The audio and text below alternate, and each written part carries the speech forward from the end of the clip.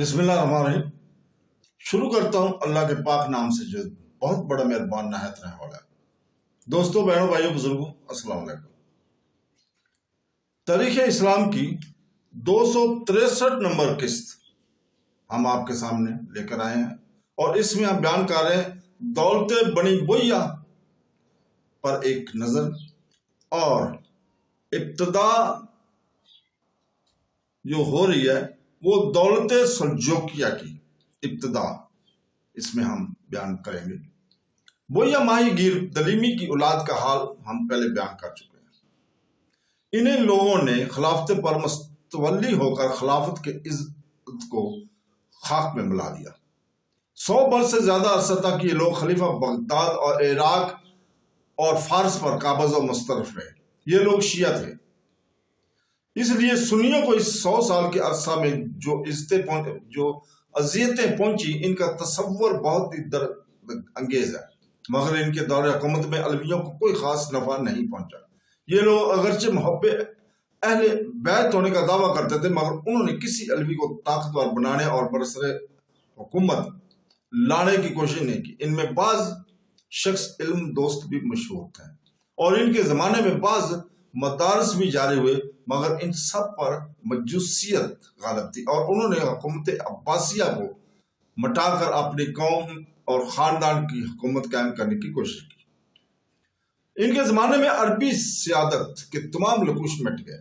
इनके कारनामों में सबसे बड़ा कारनामा यह है कि उन्होंने 100 बरस से ज्यादा अरसे तक शिया सुन्नियों को बरसरे जंग रखा और मज़ाहब इस्लाम में बाज ऐसी शर्किया मरासम जारी की जो आज तक मुसलमानों के गले में तोके लानत बनी हुई है। इनकी हुकूमत का दायरा फारस इराक से बहर तक नहीं पहुंचा। खरासान और मावरा अल नहर पर इनकी हुकूमत करनी नसीब नहीं हुई। शाम और हजाज भी इनके असर से पाक रहा। इनकी हुक्मरानी के 100-125 बरस बद नजमी, नोटमार, फितना फसाद से लबरेज है। लिहाजा खानदान बोया मुसलमानों के लिए कोई मुबारक खानदान ना था। इन लोगों ने मुसलमानों के रोब और वकार और इस्लामी सुल्तानत की अजमत को बर्बाद करने में सबसे ज्यादा काम किया और ऐसी कोई यादगार ना छोड़ी जिस पर आज मुसलमान फख्र कर सके। बहरहाल सन 447 में इस खानदान की हुकूमत का खात्मा हो गया और इसकी जगह सल्जूकी हुकूमत कायम बामरल्ला के अहद खिलाफत में ही हो गई थी। दौलत सल्जूकी के हाल खुलफा अब्बासिया के सिलसिला में इसमें बयान ना होगा। जैसा कि दौलत बनु बोया का हाल हम पहले बयान कर चुके हैं, दौलत सल्जूकी की तारीख अलहदा किसी बाब में लिखी गई होगी जो हम बयान नहीं कर सके थे इस वक्त ये बता देना जरूरी है कि दौलत सल्जूकी की इब्तिदा किस तरह हुई। इसके बाद खुलफा बनु अब्बास में किसी और खानदान की हुकूमत की तारीख बयान करने की भी जरूरत गालबन पेश न आएगी। खानदान सामान और खानदान सबतगीन गजनवी को भी अभी नहीं छेड़ा गया। तुर्कों की कौम सरहद चीन से ख्वारज़म, शाश, फरगाना, बुखारा, समरकंद, तरमज तक आबाद थी। मुसलमानों ने इन लोगों को शिकस्तें देकर इनके सरदारों को अपना बाज गुजार बना लिया था, लेकिन इन्हीं की कौम के बाज कबाइल सरहद चीन के करीब पहाड़ों के दुश्वार गुजार दरों में ऐसे भी बाकी थे जो अभी तक मुसलमानों के फरमाबरदारी से आजाद और चीन और तुर्कस्तान वगैरह से बिल्कुल बेतुल्क जिंदगी बसर करते थे। इन लोगों ने सन 400 हिजरी के करीब अपने दरों से निकल कर मावरा अल नहर के इन इलाकों में छापे मारने शुरू की जो सामानी खानदान की बर्बादी के बाद वहां के तुर्क सरदारों के कब्जे में थे। इन इलाकों में इस्लाम फैल चुका था। सबसे बड़ा सरदार लैलक खान इस तरफ हुक्मरान था। लूटमार की चाट ने बार बार इन तुर्कों को जो अभी तक इस्लाम से नाशना जिंदगी बसर कर रहे थे तुर्कस्तान मावरा अलनहर पर हमला आवर किया। सन 418 तक ये तुर्क अपने पहाड़ी दरों से निकल कर अजरबैजान तक पहुंच गए थे और मुल्क की आम बदनज़मी और खिलाफत इस्लामी की कमजोरी ने इनको दूर दूर तक पहुंचने और आबाद इलाकों को लूटने का मौका दिया। सन 418 میں ان لٹیرے ترکوں کا ایک شریف اور معزز قبیلہ جو ابھی تک اپنی جگہ سے نہ ہلا تھا ترکستان کی طرف متوجہ ہوا اور بخارا سے 20 فرسنگ کے فاصلے پر ایک سبزہ زار میں سر راہ گزر مقیم ہوا۔ اس قبیلہ کے سردار کا نام سلجوق تھا۔ یہ لوگ اپنے پیشہ رو ترکوں کی نسبت مہذب اور شریف الطبع تھے۔ ان کے مویشی ان کے ہمراہ تھے، ان کی جمعیت کثیر تھی، ان کے جسم زیادہ مضبوط اور یہ لوگ شریف اور معزز ہونے کی وجہ سے زیادہ بہادر بھی تھے۔ سلطان محمود غزنوی کے عامل توس نے محمود غزنوی کو اس نئے قبیلے کے آنے سے اطلاع دی اور لکھا کہ ان لوگوں کا بخارا کے متصل خیمہ زن ہونا خطرہ سے خالی نہیں ہے۔ سلطان محمود غزنوی نے اس طرف خود توجہ کی اور وہاں پہنچ کر ان ترکوں کے پاس پیغام بھیجا کہ اپنا ایک نمائندہ ہمارے دربار میں بھیجو۔ وہاں سے ارسلان بن سلجوق یا اسرائیل بن سلجوق دربار محمودی میں حاضر ہوا تھا۔ محمود الغزنوی نے اس کو بطور یرغمال اور بطور ضمانت امن و امان گرفتار کر کے ہندوستان کے قلعہ میں بھیج دیا تھا۔ 2-3 سال کے بعد محمود غزنوی فوت ہو گیا اور ترکوں کا یہ قبیلہ اپنے سامنے خراسان کے میدانوں کو سہل الحصول دے کر خراسان میں پھیل گیا۔ جو قبائل ان سے پہلے آ کر خراسان میں مصروف اور غارت گری کرتے تھے وہ بھی سب آ کر ان میں شامل ہونے شروع ہو گئے۔ محمود غزنوی کے بیٹے مسعود غزنوی نے ان کو روکا ٹوکا اور متعدد لڑائیاں بھی ہوئیں، مگر بالآخر انہوں نے غزنویوں کو خراسان سے بے دخل کر کے خراسان پر قبضہ کر لیا تھا۔ محمود غزنوی کی اولاد دوم بدم کمزور ہوتی گئی، دم بدم قدم کمزور ہوتی گئی اور انہوں نے اس قبیلے یعنی سلجوقی سے صلح کر کے خراسان سے دستبردار ہونے کا اعلان کر دیا۔ بویا کی اولاد آپس کی خانہ جنگی میں مبتلا تھی، نیز اس میں سلجوکیوں کے مقابلہ کی قابلیت و ہمت بھی نہ تھی، لہذا سلجوکیوں نے حیرت انگیز طور پر ترقی کے مدارج طے کیے۔ بغداد میں چونکہ عباسی خلیفہ موجود تھا اس لیے سلجوکی کے دلوں میں اس کے آداب بہت زیادہ تھے۔ سلجوکی قبیلہ اپنی ملک گیری کا سلسلہ شروع کرنے سے پہلے ہی نواں بخارا کے میدانوں میں اسلام کو قبول کر چکا تھا اور شیعوں کے اثر سے متاثر نہ ہوا تھا، کیونکہ ماورا النہر اور بخارا وغیرہ میں تمام مسلمان سنی مذہب رکھتے تھے اور یہی سلجوکی کا مذہب تھا۔ جو لوگ بنو بویا کے مظالم سے تنگ آ چکے تھے انہوں نے بھی سلجوکی کو اپنے لیے فرشتہ رحمت سمجھا اور سلجوکیوں کے سردار تغرل بیگ نے خراسان، آذربائیجان اور جزیرہ وغیرہ کو اول فتح کر کے اپنی طاقت کو بڑھایا۔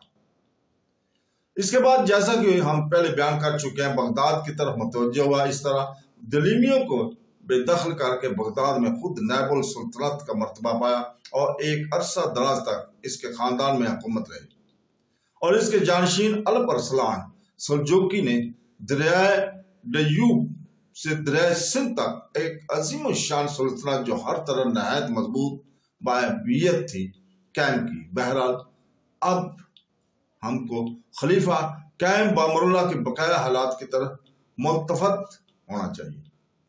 سن 415 میں سلطان تغرل کے بھائی چگری بیگ داؤد والی خراسان نے غزنوی سلطنت سے صلح کی اور اس سال ابو الفضل بہیفکی نے جو سلطان مسعود غزنوی کا میر منشی تھا بعد سلطان ابراہیم غزنوی تاریخی بہیفکی تصنیف کی۔ چگری بیگ داؤد کے انتقال پر سلطان تغرل بیگ نے اپنی باوج والدہ سلیمان سے نکاح کر لیا۔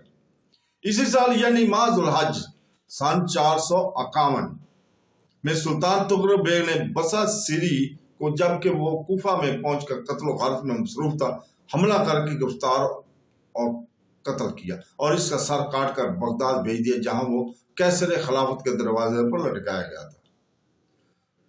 محرم 422 میں سلطان تغرل بیگ نے بغداد کے انتظام سے فارغ ہو کر اوسط کی طرف کوچ کیا۔ وہاں کے انتظام سے فارغ ہوگا ربیع الاول سن 452 میں بلادجہل اور آذربائیجان کی طرف روانہ ہوا۔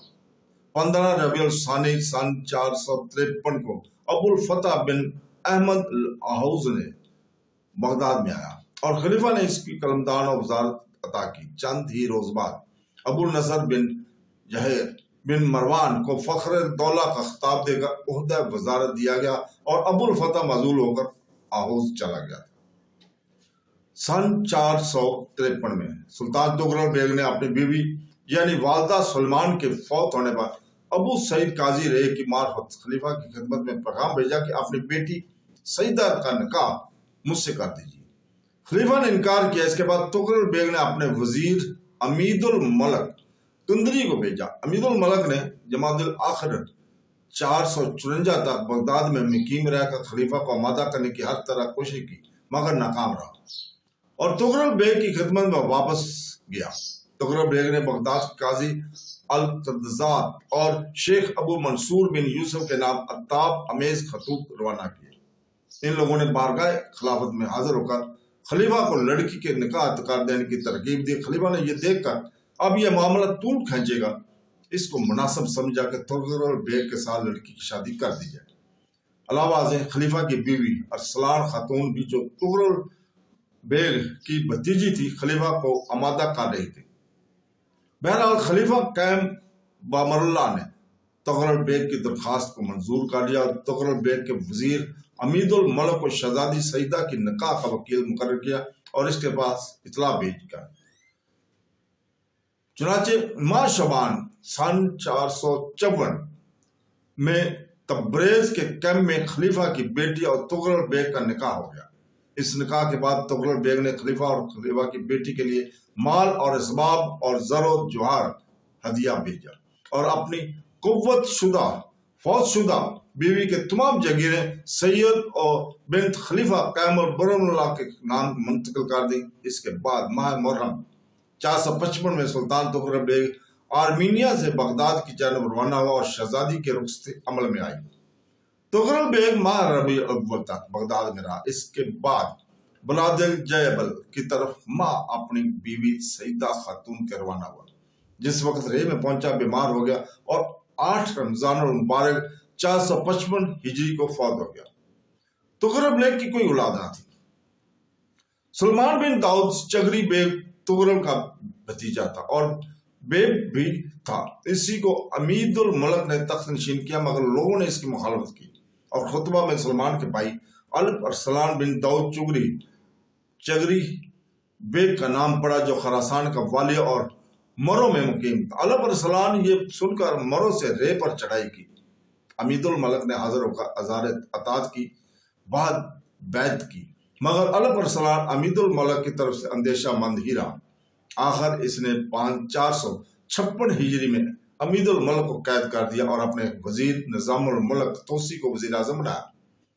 رے میں داخل ہو کر الپ ارسلان نے سعیدہ بنت خلیفہ کو بڑی احتیاط اور تقریب کے ساتھ بغداد کی جانب روانہ کیا. بغداد میں سلطان الپ ارسلان کے نام کا خطبہ پڑھا گیا. نظام الملک توسی سلطان الپ ارسلان کی طرف سے 17 جمادی الاول سن 456 کو بغداد میں خلیفہ کی بیعت کے لیے حاضر ہوا.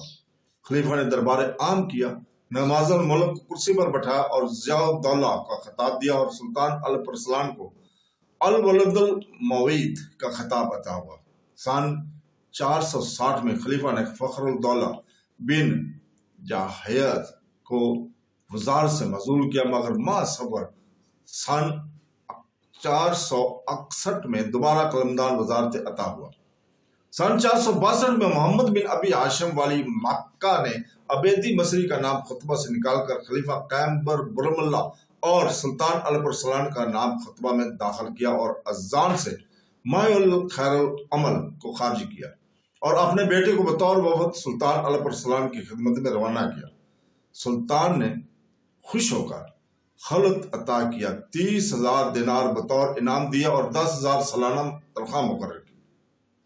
سن 463 میں حلب کے اندر بھی خلیفہ قائم برمر اللہ اور سلطان الپ ارسلان کا خطبہ پڑھا گیا. سن 462 میں قیصر روم ارموس نے 2 لاکھ فوج سے صوبہ خلات پر حملہ کیا. قیصر ارموس کے ہمراہ فرانس اور روس کے بادشاہ بھی تھے. سلطان الپ ارسلان